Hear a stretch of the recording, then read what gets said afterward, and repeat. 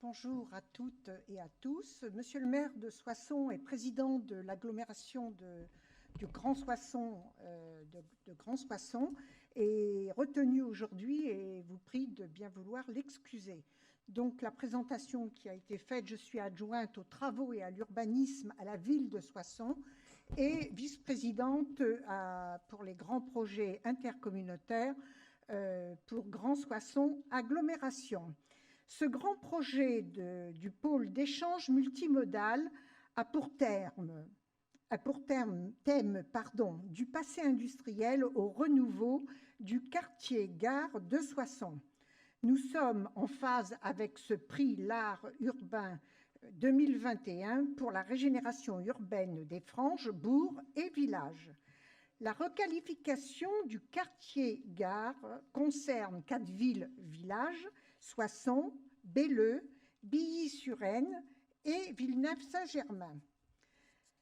Plusieurs cabinets nous accompagnent et vous en avez la liste sur cette page. Monsieur Dominique Sicot pour Atelier Cité Architecture est donc à mes côtés aujourd'hui. Notre territoire, c'est un territoire, notre territoire se situe aux marges de l'Île-de-France, à 70 km de Roissy, et c'est une agglomération de 28 communes pour plus de 52 000 habitants et un bassin de vie de 72 283 habitants pour 88 communes. C'est un territoire résilient après un effondrement de son économie industrielle qui, depuis 1975, enregistre plans sociaux et fermetures industrielles. La désindustrialisation entre 1998 et 2017 a touché toutes les zones d'emploi de la région. Soissons est classée 3e parmi les zones d'emploi les plus touchées dans la région Hauts-de-France.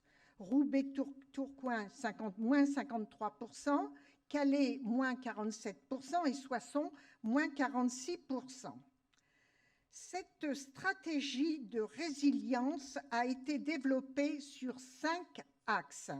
Le désenclavement du territoire, routes et fer, le développement de parcs d'activités, grandes entreprises, PME, tertiaires, notamment à partir de la reprise de friches industrielles.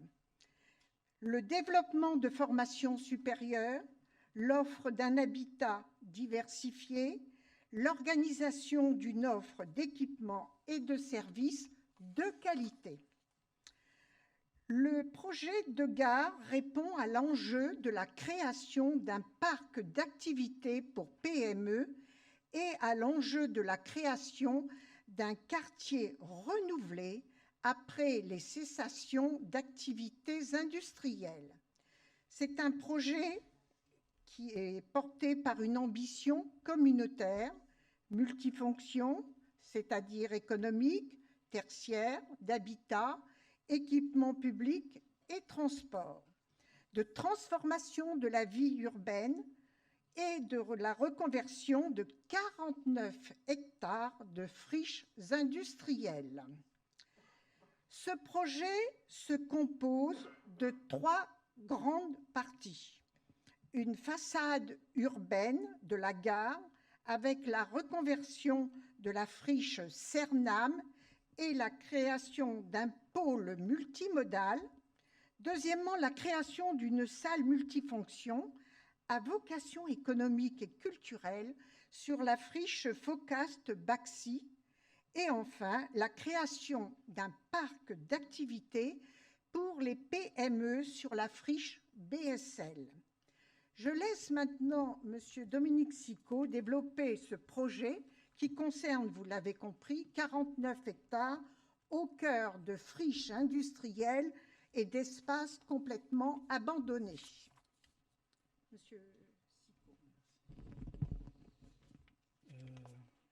Comme vous pouvez le voir, je n'ai qu'une légitimité très partielle à présenter différents projets, étant donné qu'il y a différentes maîtrises d'œuvre qui sont associées sur l'ensemble du projet d'aménagement du quartier gare. Mais on a quand même une légitimité dans le sens où, entre 2013 et 2014, on a réalisé un schéma de cohérence globale donc, sur l'ensemble de ce quartier et des différentes friches qui entourent la gare, et que l'on s'occupe aujourd'hui de l'ensemble des projets se situant à l'est du faisceau de voies ferrées, là où vous voyez les grandes usines sur la droite de l'image. Je reste sur cette image parce que, oui, le Soissonnais a été le premier parc industriel alors du 19e, mais également d'une partie du 20e. Si je prends l'exemple de l'usine BSL que l'on a réhabilitée, celle-ci était dans les années après-guerre, 50-60, leader dans la production de pièces de chaudronnerie en inox, donc pour la France, mais également à l'export, et notamment pour les centrales nucléaires. Avant de travailler à Soissons, je ne savais pas que sur cette commune, voilà, une entreprise avait été vraiment leader sur un produit extrêmement pointu pour nos centrales. Alors bien sûr, aujourd'hui, on peut remettre en cause le nucléaire pour nous produire de l'électricité, mais en tout cas, voilà, ça a été un fleuron de l'industrie française à une certaine époque. Et on a même une deuxième usine qui existe encore, qui est tout en bas, dans ce haricot un petit peu vide, qui existe depuis 1890 et qui produit des pièces pour les producteurs de terre cuite, les fabricants de briques ou de terre cuite. Et donc ça fait plus d'un siècle que cette usine existe et elle perdure toujours aujourd'hui. Donc voilà le schéma de cohérence que l'on a réalisé sur ces 49 hectares. Alors ce schéma, il a eu pour but en fait de tester le territoire, en tout cas les différents sites sur lesquels d'autres maîtrises d'œuvre ou d'autres équipes ont dû réfléchir. Donc bien sûr, on a testé bien sûr le projet urbain, mais au-delà du projet urbain, c'est également tester le projet économique. C'est-à-dire que tout au long de cette étude, les différents scénarios ont fait le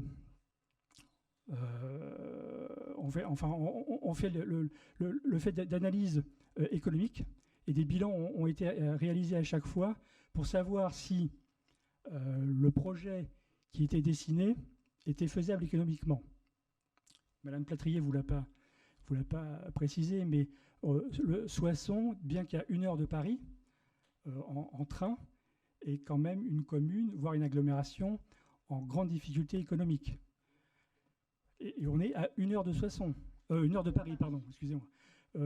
Donc vraiment à proximité de la capitale de la France, ou en tout cas de l'Île-de-France, le bassin où on a le plus d'emplois sur le territoire français. Bien sûr, ce schéma de cohérence, il a évolué et il continue d'évoluer, même si aujourd'hui, c'est l'agglo qui assure la synthèse des différents projets.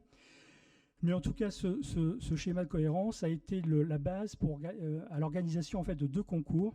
Un premier concours sur le pôle multimodal et sur le quartier d'habitat à proximité de la gare, donc à l'ouest du faisceau de voies ferrées. Donc concours qui a été gagné par les ateliers Yves Lion. Et un deuxième concours qui a également été organisé pour la friche Focast-Baxi, pour la réalisation d'une salle à vocation économique et culturelle et de loisirs, et dont le projet a été gagné par Triptyque et Duncan Lewis. Alors voilà quelques images aussi qui ont permis aux élus de se prononcer sur la faisabilité de ce projet. Alors ça, c'est bien sûr, les vues ont complètement changé. Ça, c'est les vues qu'on avait réalisées à l'époque. Mais ça a permis aux élus de se prononcer sur un projet qui, dans tous les cas, allait être déficitaire.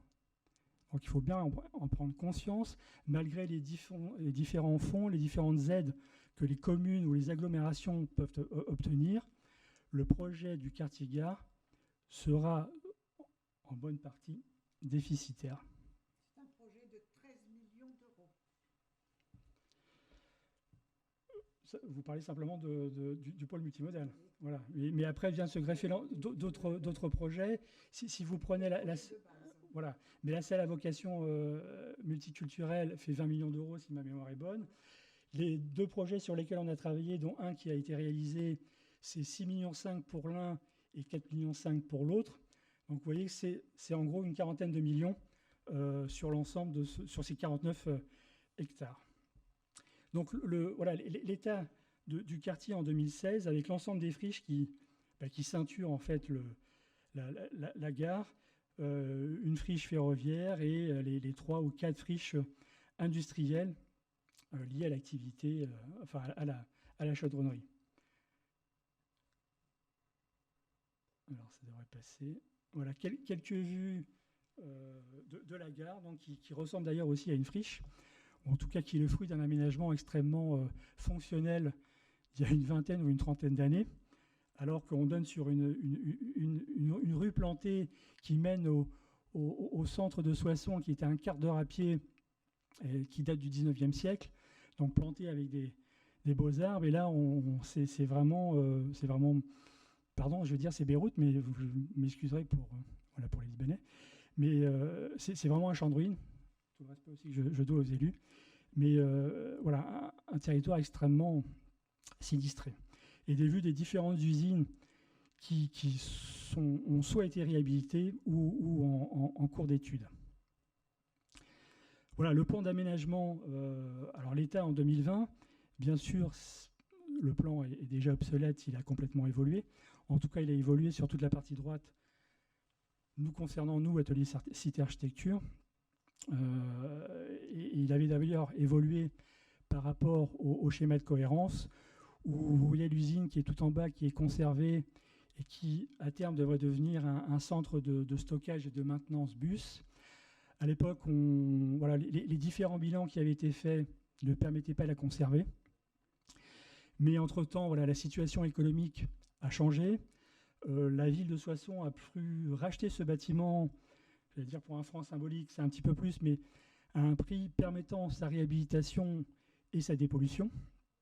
Et du coup, le bas du parc BSL, qui devait être en fait un site qui devait accueillir des logements, à terme va accueillir en fait de l'artisanat, comme on a pu le faire dans la partie nord de ce parc. Voilà quelques images des différents projets, alors soit des nôtres, soit de Yves Lyon ou de Triptyque, donc tout est un petit peu mélangé.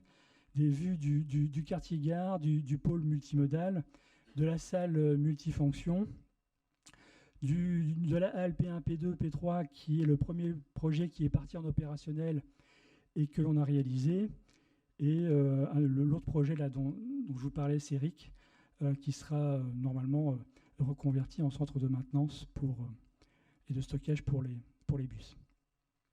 Donc je vais passer extrêmement rapidement sur les projets de mes confrères, les connaissant extrêmement mal. C'est la gare routière. Voilà. Voilà, la gare routière du pôle multimodal, donc par les ateliers Yves Lyon.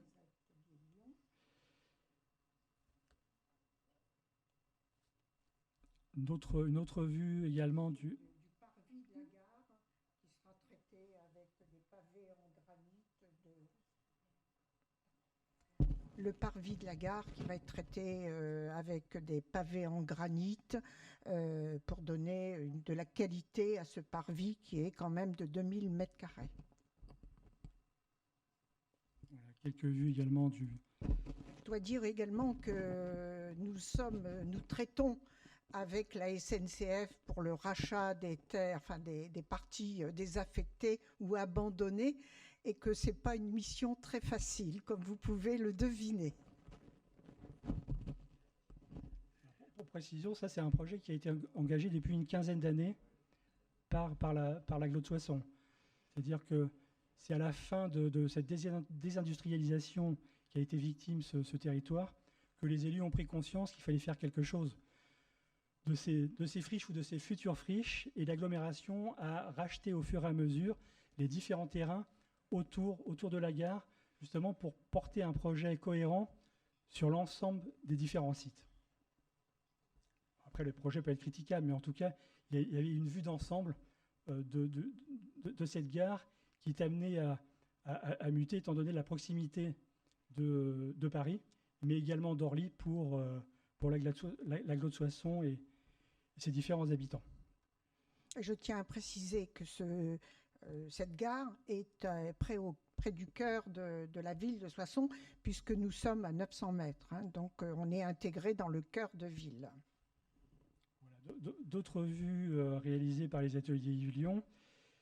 Alors, certes, les projets sont différents, les maîtrises d'œuvre sont différentes, mais il y a quand même des cohérences, en tout cas des partis pris.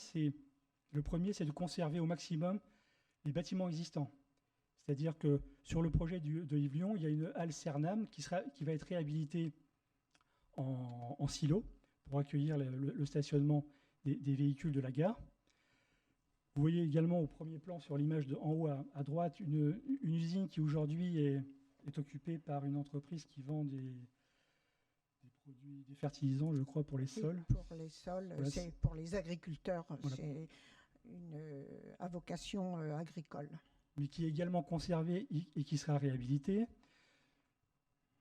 Le projet que nous avons mené à terme, cette halle qui a pour vocation d'accueillir en fait 34 cellules à vocation artisanale et commerciale. Alors je passe. Alors, en attendant que l'image suivante s'affiche, on parlait de frugalité tout à l'heure. Ce bâtiment-là, enfin aujourd'hui un bâtiment industriel sur le territoire soissonnais, c'est 500 € du mètre carré. Donc un projet fini. Ce qui n'est rien du tout. Ce bâtiment-là, on l'a réhabilité pour un coût légèrement supérieur, donc 10% de plus, 550 €. Et à l'époque, tout le monde nous disait, c'est complètement fou, vous faites une erreur, mais pourquoi vous embêtez à essayer de réhabiliter ce bâtiment qui, il est vrai, à l'époque, avait pas une grande qualité, encore que le fait qu'on ait enlevé sur la périphérie le remplissage en terre cuite qui existait pour révéler la structure, voilà, a permis d'en faire peut-être un projet un petit peu singulier. Bâtiment, d'ailleurs, qui avait été dessiné par... alors, BSL, c'est l'acronyme de trois dirigeants qui ont fondé l'entreprise. Et c'est M. Bignet, donc Bignet, Schmitt, Laurent, mais c'est M. Bignet, ingénieur, qui a dessiné en fait l'ensemble des bâtiments, l'ensemble des usines de ces usines. Voilà, donc pour 550 €, on est arrivé à faire un projet, je l'espère, un petit peu différent de ce qui peut être réalisé habituellement. Mais ce projet-là, il est déficitaire. Je parlais de déficit, non, c'est important parce qu'économiquement, tout est porté par l'agglo et surtout par les habitants qui payent leurs impôts. C'est-à-dire qu'il n'est pas revendu à 550 € du mètre carré pour arriver à un équilibre. Il est revendu 500 €. C'est-à-dire qu'on ne le revend pas plus cher que le produit industriel basique que l'on peut retrouver à côté. Et la hauteur, comme vous pouvez le voir, la hauteur de ces bâtiments, à l'heure actuelle, est un facteur pour céder ces cellules parce qu'il y a de la hauteur et nous avons un champenois qui s'est installé récemment parce que dans ces bâtiments, il a pu installer toutes ces cuves du fait de cette hauteur intéressante. Voilà, un viticulteur qui a racheté une dizaine de cellules. Une dizaine de cellules, donc on l'a vu. D'un seul coup, plus d'autres bâtiments qui se trouvent à l'arrière de celui-ci. Voilà un autre projet, donc le projet de centre de maintenance bus, qui est en fait le siège de l'usine de terre cuite, enfin de fabricant de machines-outils pour la terre cuite dont je vous parlais tout à l'heure, avec la halle la plus ancienne en bois qui est conservée et qui pourrait accueillir les locaux, les bureaux et tous les locaux sociaux. Donc là, une vue de l'intérieur. Et pour en terminer, le projet de triptyque qui est de Duncan Lewis sur la friche Phocas-Baxi, avec le parc de la fonderie, extrêmement végétalisé. Végétation aussi qu'on retrouve sur l'ensemble des trois projets. Oui. C'est-à-dire que aujourd'hui, ça paraît bête, mais non. C'est-à-dire qu'on a une gestion alternative des eaux, on replante toutes les voies, Il y a des trottoirs, même sur le parc artisanal. Parce que pendant les discussions et pendant les études, on nous avait dit « Mais non, mais pourquoi vous voulez mettre des trottoirs? Parce que de toute façon, tout le monde se déplace en voiture. C'est un peu comme sur Rungis. » Mais non, c'est un morceau de ville comme un autre. Aujourd'hui, certes, il a une vocation artisanale, voire presque industrielle, mais demain, le réseau viaire, lui, il est en place, mais le reste peut muter. Donc voilà, faire prendre conscience aux élus que certes, ça coûte un petit peu plus cher, mais c'est un morceau de ville comme un autre, traversable à pied, j'allais dire à cheval, mais non, mais en bicyclette, par tous les moyens de transport, mais pas uniquement par l'automobile. Voilà, donc le projet triptyque avec cette nappe végétalisée qui va recouvrir le bâtiment. Voilà, quelques images pour en terminer sur ces différents projets. Voilà, merci.